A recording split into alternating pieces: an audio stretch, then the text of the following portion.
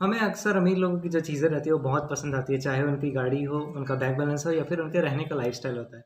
But हम कहीं न कहीं अपनी लाइफ़ को उनकी लाइफ़ से कंपेयर करने लगते हैं एंड दैट्स द थिंग। हम अपने आप में सोचने लगते हैं कि उनकी जो लाइफ़ है शायद वो गॉड गिफ्टेड है एंड शायद वो उनकी किस्मत में ही लिखा था। बट हम वो जानने की कोशिश ही नहीं करते कि क्या वो रीज़न है जिसकी वज़ह से अमीर ही आज अमीर रहता है एंड मिडल क्लास हमेशा ट्रैप में ही फँसते जाता है। आज हम इस वीडियो में यही समझेंगे कि क्या वो टर्म है या फिर क्या वो ऐसी चीज़ है जो सिर्फ अमीर लोगों को ही पता है और उसके बेसिस पे ही और वो अमीर बनते ही जा रहे हैं, where as middle class person को शायद वही नॉलेज शायद नहीं मिल पा रही है। दैट्स व्हाई उसे पता ही नहीं है कि उसे आगे लाइफ में अपने पैसों को कैसे यूज़ करना है। जब किसी पर्सन के अकाउंट में उसकी सैलरी क्रेडिट होती है तो उसके सबसे पहले माइंड में जो थॉट आता है उसको एक्सपेंस करने का ही आता है। बट एक्सपेंस करने का भी एक तरीका होता है जो कि उसे नहीं पता रहता है। शायद वो चीज़ जो उसे पता नहीं रहती कि क्या आज वो चीज़ जिसको मैं आज खरीद रहा हूँ, क्या वो लॉन्ग रन में मुझे बेनिफिट देगी भी या नहीं। बट यही चीज़ अमीर लोगों को पता रहता है। उनको पता रहता है कि क्या आज वो चीज़ ऐसी खरीदनी है या फिर नहीं खरीदनी है, जो उन्हें लॉन्ग टर्म में एक अच्छा बेनिफिट देगा या फिर लॉन्ग टर्म में उन्हें रुलाएगा। और इसी चीज़ का जो डिफरेंस रहता है, उसको बोलते हैं एसेट्स और लायबिलिटीज़ को पहचानने का तरीका। एसेट्स वो चीज़ होती है जो आपकी जेब में पैसे डालती है। एसेट्स मतलब आपकी संपत्ति। लायबिलिटी वो चीज़ होती है जो आपके जेब से पैसे निकालती है। लायबिलिटीज़ को आपको एज अ डेट भी कंसीडर कर सकते हैं। और फाइनेंशियल एजुकेशन का यही सबसे बेस्ट पार्ट है, क्योंकि आपको ये पता चल जाता है कि आप जो चीज़ खरीद रहे हैं वो एसेट्स है या लायबिलिटीज़ है। ये चीज़ आपको जब समझ में आने लगेगा ना, तब आप चीज़ों को खरीदने का जो पर्सपेक्टिव रहता है या फिर आपका जो माइंडसेट है ना चीज़ों को लेकर कि मुझे ये खरीदना ही खरीदना है, वो चेंज होने लगता है। क्योंकि आपको पता चल जाता है कि आज वो चीज़ खरीदने से मुझे क्या मिलेगा और आगे लॉन्ग रन में ये बेनिफिट देगा कि ये मेरे लिए बुरा साबित होगा। लेट्स सपोज कि आज आपने एक कार खरीदी, तो ये एसेट्स है या लायबिलिटीज़ है, इसे एक एग्जांपल से समझते हैं।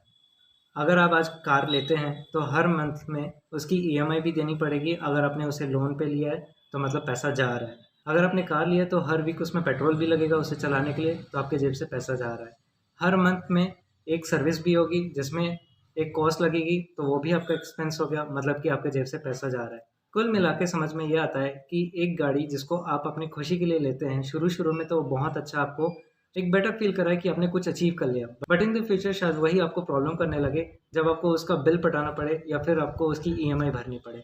इसी कार को हम एसेट तब बोलेंगे जब आप अपनी कार को आप यूज़ ना करके आप उसे रेंट में चढ़ा दो। रेंट में चढ़ाने से होगा क्या? आपको हर मंथली उस कार से, जो कि आपने उसे रेंट पे चढ़ाया है, तो उससे आपको मंथली इनकम रिसीव होगी। मंथली इनकम रिसीव होने से ये होगा कि जो भी उसके एक्सपेंसेस लगते हैं, उसकी सर्विस की, उसकी ईएमआई की, तो आधा कॉस्ट जो रहता है उस रेंट में रिकवर हो सकता है।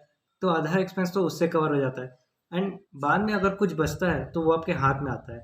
तो वो आपके लिए क्या हो गया, एज़ अ प्रॉफ़िट हो गया। तो आपके लिए वो एक रेंटल इनकम कहला गई, मतलब वो आपके लिए एक एसेट है। तो अगर मैं ऐसे ही करते 2-3 गाड़ियाँ और ले लेता हूँ और उन्हें और रेंट में लगा देता हूँ, तो मुझे हर मंथली हर एक गाड़ी से कितना रेंटल इनकम आने लगेगा। ये सोचने का जो पर्सपेक्टिव रहता है ना, ये माइंडसेट रिच लोगों के में होता है। वो हर चीज़ को खरीदने से पहले ये सोचते हैं कि ये मेरे लिए एसेट साबित होगा या फिर लायबिलिटी साबित होगा। तो अगर आप ये सोचते हैं कि आपका जो घर है वो आपके लिए सबसे बड़ा एसेट है, तो वो गलत है। क्योंकि अगर आप थोड़ा-सा अपना एकेडमिक एजुकेशन को थोड़ा साइड रखें, तो वो चीज़ जो आपके लिए काम करे या फिर आपके पैसों को बढ़ाए, वो एसेट्स होती है। और हम जिस घर में रहते हैं उसका हर मंथ इलेक्ट्रिसिटी बिल पटाते हैं। कभी न कभी उसमें पेंटिंग्स का कॉस्ट आता है, कभी न कभी कुछ ख़राब हो जाता है, तो उसमें एक्सपेंसेस चलते रहते हैं कंटिन्यू। बट वही घर आप किसी रेंट पे चढ़ा देते हो या फिर आप किसी को रहने के लिए उसको दे देते हो और हर मंथ उसी घर से आपको रेंटल इनकम आए, तो तब वो आपका एक एसेट कहलाएगा, क्योंकि वो हर मंथ आपका घर आपको पे कर रहा है। और यही छोटी-सी चीज़ होती है जो मिडिल क्लास के पर्सन को शायद तक नहीं मिल पाता, बिकॉज़ ऑफ फाइनेंशियल एजुकेशन उनको ऐसी नहीं मिल पाती, जो कि अमीर लोगों को ये पता होता है।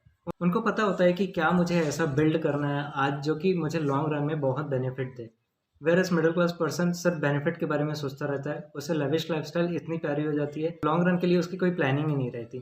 तो हमेशा याद रखें कि आपको सबसे पहले, अगर आप जॉब पर्सन हैं या फिर आप अभी-अभी कमाना शुरू कर रहे हैं, तो सबसे पहले कुछ एसेट बनाइए जो कि आपको लॉन्ग रन में बेनिफिट दे, या फिर अपने एक्सपेंसेस को इतना कंट्रोल रखिए कि आपको ज़्यादा डेट ना लेना पड़े या फिर आपको ज़्यादा अफेक्ट ना करे या फिर आपकी सैलरी को ज़्यादा अफेक्ट ना करे। अपनी लायबिलिटीज़ को हमेशा कम रखें और एसेट्स को हमेशा टाइम टू टाइम बढ़ाते रहें। चैनल को सब्सक्राइब कर लेना एंड हम इसका दूसरा पार्ट भी बनाएंगे जिसमें हम एसेट्स और लायबिलिटीज़ को डीपली से समझेंगे। एंड वीडियो को सेव कर लेना एंड शेयर करना अपने फैमिलीज़ एंड फ्रेंड्स के साथ, ताकि उनको भी इस फाइनेंशियल एजुकेशन का थोड़ा सा पार्ट भी अगर उन्हें समझ में आता है तो उनकी लाइफ के लिए बहुत अच्छा रहेगा।